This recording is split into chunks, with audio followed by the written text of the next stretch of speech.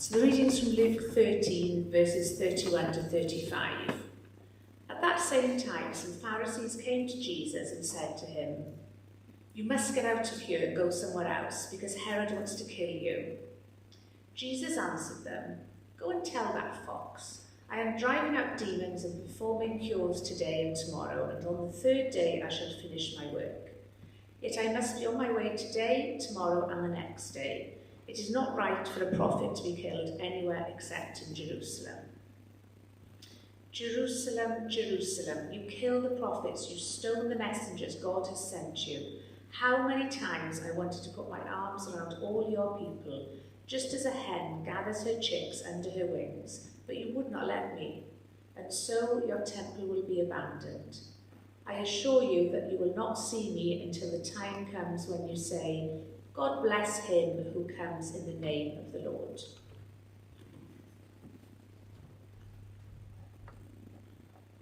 Thank you, Sharon.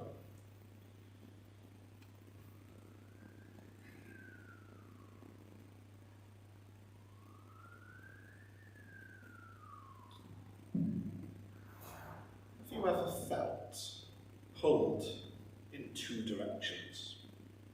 Not quite sure what to do. You might know what you think is the right thing to do, but perhaps you're not that comfortable with the potential consequences of doing what you think is right, or you worry about how others might feel. We all have to give a gentle nudge sometimes to people to push them into the right direction. And we can get blinkered and not really see the full perspective of what's going on around us. One part of us might want to step out in faith, whilst the other part of us is held back by fear. Maybe you faced opposition for doing what you know is right. Maybe you've longed for someone in your life to find peace and healing, but they just keep pushing away the very thing that could help them. Well, that is exactly what's happening in today's story from the Gospel reading. Jesus is being warned that Herod wants to kill him, but he refuses to be deterred. At the same time, his heart is breaking for Jerusalem. But Jerusalem is a city that has rejected prophet after prophet and is now rejecting him too.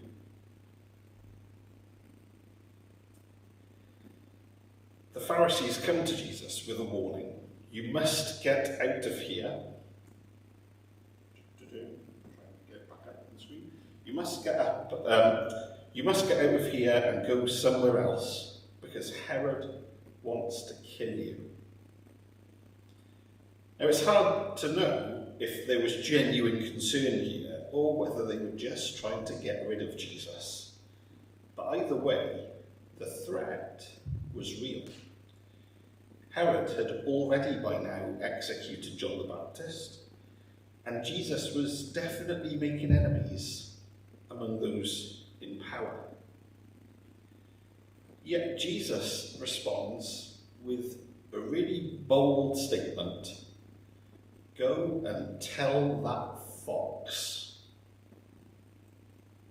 In calling Herod a fox, Jesus isn't just throwing insults, but he's also making a statement.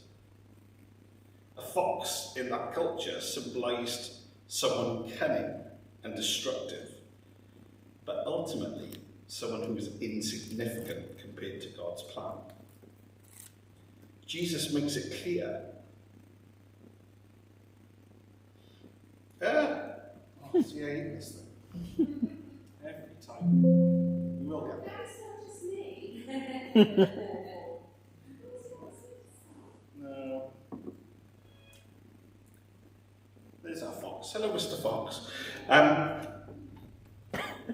Jesus is making it clear that he won't be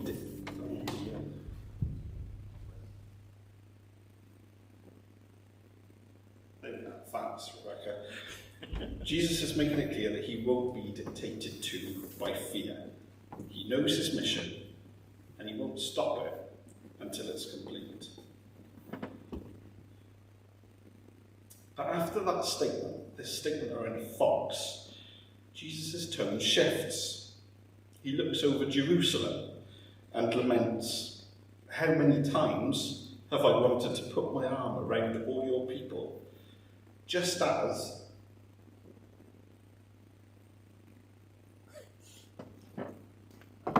John, this is awful. Just as a hen gathers her chicks under her wings, but you would not let me. Now, this description of Jesus as mother hen, I think, has two meanings to it. Firstly, it's a continuation of that insulting description of Herod. A fox is one of the biggest threats to chickens. A predator that will sneak in quietly and kill quickly. Is Jesus here describing the people as being at risk of harm from their leader? But secondly, this is one of the most tender images of God in the whole of the Bible. A mother hen gathering her chicks under her wings for safety. And that's exactly what Jesus is describing himself as. It's a picture of deep, deep protective love. But as I've pointed out, there's a problem here, because Jesus has rejected that love.